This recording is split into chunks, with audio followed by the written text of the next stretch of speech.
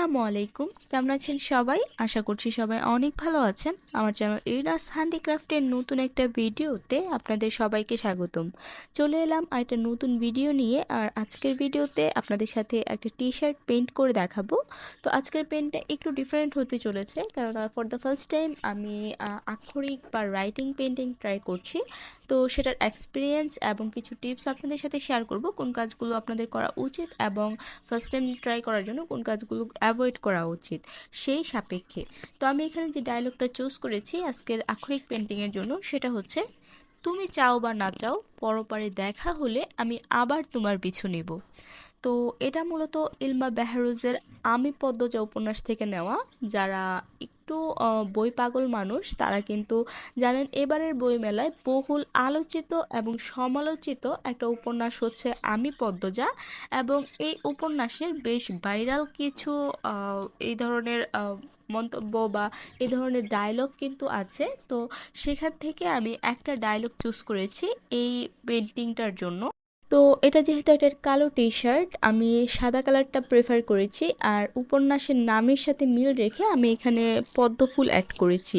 তো ফার্স্টে আমি 00 সাইজের একটা ব্রাশ নিয়ে নিয়েছি। এই ধরনের পেন্টিংয়ের জন্য মূলত ডিটেলিং ব্রাশ সেটের ব্রাশগুলি আপনাদের বেশি প্রয়োজন হবে।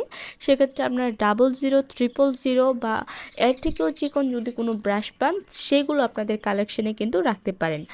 আর যারা ফার্স্ট টাইম ট্রাই করবেন, আমি তাদের প্রেফার করব আপনারা হালকা কালার কোনো টি শার্টে ট্রাই করেন। এবং টি শার্টের পরিবর্তে আপনারা আগে যদি কোনো সুতি কাপড়ে বা রেগুলার ইউজের কোনো কাপড়ে যদি ট্রাই করেন, আমার মনে হয় সেটা সবচেয়ে বেটার হবে। কারণ টি শার্ট কিন্তু এমন এক ধরনের কাপড়, একটু থলথলে টাইপের হয়, এই কাপড়টাতে সহজে রং বসতে চায় না। সেক্ষেত্রে পেন্টিং করাটাই একটু টাফ হয়ে যায়। তো সেখানে যদি আপনি এই ধরনের পেন্টিং, একটু কঠিন পেন্টিংগুলো ট্রাই করতে যান, আপনাদের কিন্তু বেশ ঝামেলায় পড়তে হবে। আর আরেকটা বিষয় হচ্ছে, আপনারা যদি হালকা কালার টি শার্টে করেন, যেমন সাদা বা অন্য যে কোনো কালার, মানে ডিপ কোনো কালার বাদে, তাহলে কিন্তু আরেকটু কাজটা সহজ হয়ে যাবে।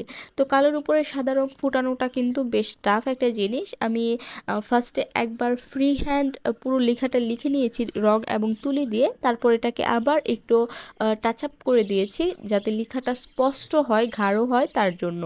এখন পুরো লেখাটা হয়ে গেলে আমি এখানে পদ্ম ফুল এঁকে নিচ্ছি, একটা পদ্ম ফুল পাতা এবং একটা কলি। মূলত আমি একটা পদ্মের থিম ক্রিয়েট করার ট্রাই করেছি। আমি সিম্পল রাখার চেষ্টা করেছি ডিজাইনটা। আপনারা যদি আরও গর্জিয়াস করতে চান, সেক্ষেত্রে পদ্ম ফুলের যে ডিজাইনটা আছে সেটা আরেকটু ড্রামাটিকভাবে ক্রিয়েট করতে পারেন।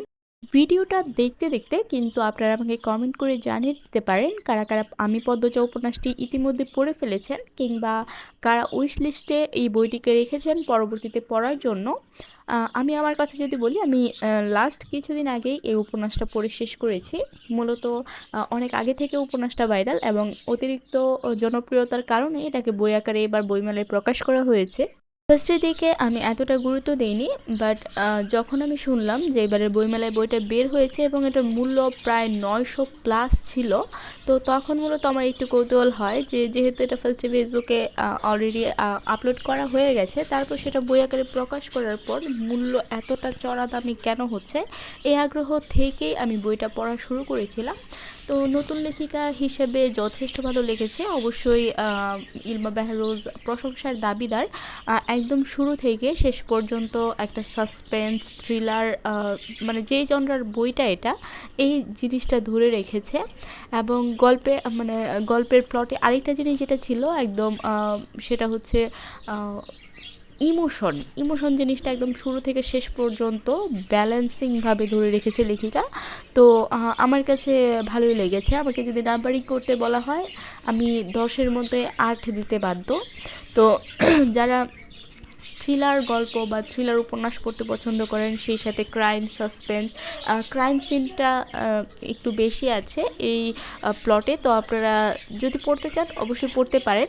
কিছু ডায়লগ আছে মন ছুঁয়ে যাওয়ার মতো, কিছু ক্যারেক্টার আছে আপনাকে পড়ার পর পর্যন্ত ঘুরে রাখবে এবং মানে কাঁদিয়ে ছাড়বে, এরকম কিছু সিন আছে। আপনি যদি ইমোশন লাভার হয়ে থাকেন তাহলে আমি বলবো অবশ্যই পড়বেন। এবং অতিরিক্ত ইমোশনাল যদি আপনি হয়ে থাকেন, তাহলে পড়ার পর কিছুদিন আপনি বেশ ঘুরের মধ্যে থাকবেন। তো এই তো এটা হচ্ছে আমার রিভিউ, আমি আর কিছু রিভিল করতে চাচ্ছি না। আমার মনে হয় যে যারা একটু ইমোশন লাভার, সেই সাথে থ্রিলার লাভার, তাদের জন্য বেস্ট একটা উপন্যাস হতে পারে এটা। যারা ইতিমধ্যে উপন্যাসটা পড়ে ফেলেছেন তাদের কাছে এটা কেমন লেগেছে ওভারঅল আপনাদের মতামত আশা করছি। তো এরই সাথে দেখুন আমার পেন্টিংটাও কিন্তু প্রায় শেষের দিকে। আমার পেন্টিং মূলত লিখা এবং পদ্মফুলের যে থিমটা আছে এটা কমপ্লিট হয়ে গিয়েছে। তো কেমন লাগলো অবশ্যই কিন্তু আমাকে জানাতে ভুলবেন না। যদি ভালো লাগে তাহলে লাইক, কমেন্ট এবং শেয়ার করে দিবেন। আর পরবর্তীতে কোন ধরনের ভিডিও দেখতে চান সেটাও কিন্তু আমাকে কমেন্ট করে জানাতে পারেন।